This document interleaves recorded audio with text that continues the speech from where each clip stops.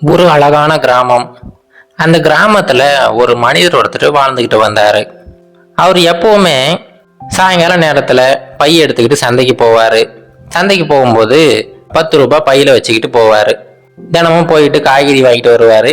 அதை வச்சுதான் நைட்டு அவங்க சமைப்பாங்க. அது வாடிக்கையா வச்சிருந்தாரு.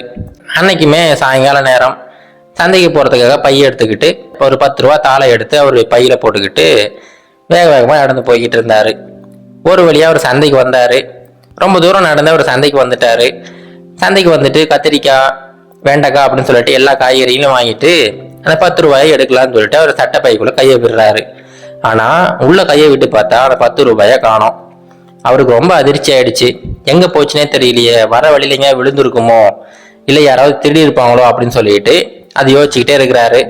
அந்த காய்கறிகளை எல்லாம் திரும்ப கொடுத்துட்டு வெறும் பையோட திரும்ப நடந்து வராரு. இப்ப வந்தவருக்கு அந்த 10 ரூபா போனது அவர் மனசுக்குள்ளார உறுத்திக்கிட்டே இருக்கு. எப்படி காணாம போயிருக்கோம், நம்ம கிட்ட இருந்து ஒரு 10 ரூபா காணாம போயிடுச்சு, யார் எடுத்திருப்பாங்க அப்படிங்கிற எண்ணம் அவர் மனசை உறுத்திக்கிட்டே இருக்கு. வீட்டுக்கு வந்து சேர்றாரு. அங்க குடும்ப உறுப்பினர்கள் எல்லாமே இருக்காங்க. அவங்க எல்லாருமே இவர்கிட்ட கேட்கறாங்க, என்னங்க என்னாச்சு, ஏன் வெறுங்கையோட வந்திருக்கீங்க அப்படின்னு சொல்லிட்டு கேட்கறாங்க.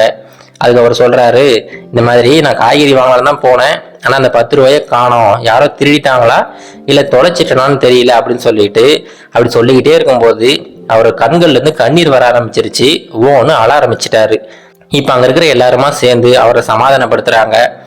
ஒரு வழியா சமாதானப்படுத்தி மீது இருக்கிற பொருட்களை வச்சு அன்னைக்கு சமைக்க ஆரம்பிக்கிறாங்க. இப்படியே நாட்கள் கடந்து போகுது. ஒரு நாள் மறுபடியும் எப்பவும் போல சந்தைக்கு போய்கிட்டு இருக்கிறாரு. அப்படி போய்கிட்டு இருக்கும்போது வழியில ஒரு சின்ன பையனை பாக்குறாரு. அந்த சின்ன பையன் அழுதுகிட்டே வரான். இந்த மனிதருக்கு ஒரு சந்தேகம், என்னாச்சு இந்த பையனுக்கு, ஏன் அழுதுகிட்டு வரான் அப்படின்னு சொல்லிட்டு அந்த பையனை கூப்பிட்டு கேட்கிறாரு. என்னப்பா, ஏன் என்னாச்சு, ஏன் அழுதுகிட்டு வர அப்படின்னு சொல்லிட்டு கேட்கிறாரு. அதுக்கு அந்த பையன் சொல்றான், ஐயா எங்க வீட்டுல ரொம்ப கஷ்டம், என்னை கஷ்டப்பட்டு தான் படிக்க வைக்கிறாங்க. எங்க அப்பா ரொம்ப கஷ்டப்பட்டு எனக்கு ஒரு பேனா வாங்கி கொடுத்தாரு. அந்த பேனாவை நான் பத்திரமா வச்சிருந்தேன். ஆனா இன்னைக்கு திடீர்னு அந்த பேனா எங்கேயும் தொலைஞ்சு போயிடுச்சு. அதை நினைச்சுதான் அழுதுகிட்டு போறேன். இப்ப அந்த பேனாவை எப்படி வாங்க போறேன்னு தெரியல அப்படின்னு சொல்லிட்டு அந்த பையன் அழுதுகிட்டே இருக்கான். உடனே அந்த மனிதர் அவர் சட்டை பையில இருந்து அந்த 10 ரூபாய் எடுத்து அந்த பையன்கிட்ட கொடுத்துட்டாரு. இந்தப்பா இந்த 10 ரூபாய் வச்சுக்கிட்டு நீ போய் ஒரு நல்ல பேனாவை வாங்கிக்க அப்படின்னு சொல்லிட்டு அனுப்பி விட்டுறாரு. இப்ப மறுபடியும் சந்தைக்கு போகாம வெறுங்கையை வீசிக்கிட்டு தான் அந்த பையோட அவர் வீட்டுக்கு வராரு. ஆனா இந்த சமயம் அவர் முகத்துல ஒரு பொலிவு தெரியுது. ரொம்ப மகிழ்ச்சியா இருக்கிறாரு. அங்க குடும்ப உறுப்பினர்கள் எல்லாருமே இருக்காங்க. அந்த குடும்ப உறுப்பினர்கள் எல்லாருமே இவர்கிட்ட கேட்கறாங்க, என்னப்பா என்னாச்சு, இன்னைக்குமே காசை தொலைச்சிட்டியா அப்படின்னு சொல்லிட்டு கேட்கறாங்க. ஆனா இவர் சொல்றாரு, இல்லைங்க இன்னைக்கு நான் காசு தொலைக்கல. ஒரு ஏழை மாணவர் ஒருத்தர் நடந்து வந்துகிட்டு இருந்தாரு. அவர்கிட்ட அவருடைய பேனாவை தொலைச்சிட்டாராம். அழுதுகிட்டே வந்தாரு. அவர்கிட்ட நானா இந்த 10 ரூபாயை கொடுத்து பேனா வாங்கிக்க சொன்னேன் அப்படின்னு சொல்லிட்டு சந்தோஷமா சொல்லிக்கிட்டு இருக்கிறாரு. இப்போ அந்த குடும்ப உறுப்பினர்களை ஒருத்தர் கேட்கிறாரு, என்னப்பா இதே நிகழ்ச்சி தான் அன்னைக்கு நடந்துச்சு. அன்னைக்கும் பார்த்தீங்கன்னா உங்ககிட்ட இருந்து ஒரு 10 ரூபா காணாம போயிடுச்சு. இன்னைக்கும் உங்ககிட்ட இருந்து ஒரு 10 ரூபா காணாம போயிருக்கு. ஆனா அன்னைக்கு நீ அழுது ஆர்ப்பாட்டம் பண்ணிக்கிட்டு இருந்த, யார் சொன்னாலும் கேட்காம அழுதுகிட்டே இருந்த.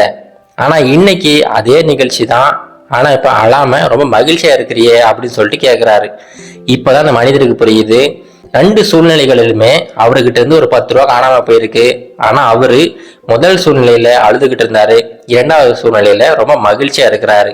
அந்த பொருள் போனது அவருக்கு பிரச்சனை கிடையாது, அந்த சூழ்நிலையை எப்படி எதிர்கொண்டாரு அப்படிங்கிறது தான் அவரை ரொம்ப பாதிச்சிடுச்சு. இது போலதாங்க நம்மளுடைய வாழ்க்கையிலுமே நாம் இந்த மாதிரி சூழ்நிலைகளை நிறைய இடத்துல எதிர்கொள்வோம். ஒருவேளை ஏதாவது பொருள் நம்மளை விட்டு அதுவா போயிடுச்சுன்னா அப்ப நம்ம ரொம்ப வருத்தத்துல இருப்போம். ஆனா அதுவே நாம் அந்த பொருள் தேவையில்லை அப்படின்னு சொல்லிட்டு தூக்கி போட்டோம்னா அப்ப அந்த வருத்தம் எதுவுமே இருக்காது, நம்ம மகிழ்ச்சியா இருப்போம். 2 இடங்கள்லுமே நடக்கிறது ஒரே விஷயம்தான். ஆனா நாம அந்த விஷயங்களுக்கு எப்படி நாம ரியாக்ட் பண்றோம் அப்படிங்கிறத பொறுத்து தான் நம்மளுடைய மகிழ்ச்சியும் நம்மளுடைய துக்கமும் தீர்மானிக்கப்படுது. அதனால இதை மட்டும் ஞாபகம் வச்சுங்க. உங்க வாழ்க்கையில நடக்கிற எல்லா விஷயங்களும் ஒரே மாதிரியா தான் இருக்கும். உங்க வாழ்க்கையில எந்த மாதிரி விஷயங்கள் நடந்தாலும் சரி, அந்த விஷயத்துக்கு நீங்க எப்படி ரியாக்ட் பண்றீங்க அப்படிங்கிறத பொறுத்து தான் உங்களுடைய மகிழ்ச்சியும் துக்கமும் இருக்கு. அதை மட்டும் ஞாபகம் வச்சுங்க. கண்டிப்பா எல்லாருமே ஒரு மகிழ்ச்சியான ஒரு வாழ்க்கையை அமைச்சுக்கலாம். இது கரேஜ் டு ஆக்ட் மோட்டிவேஷன் கதைகள்.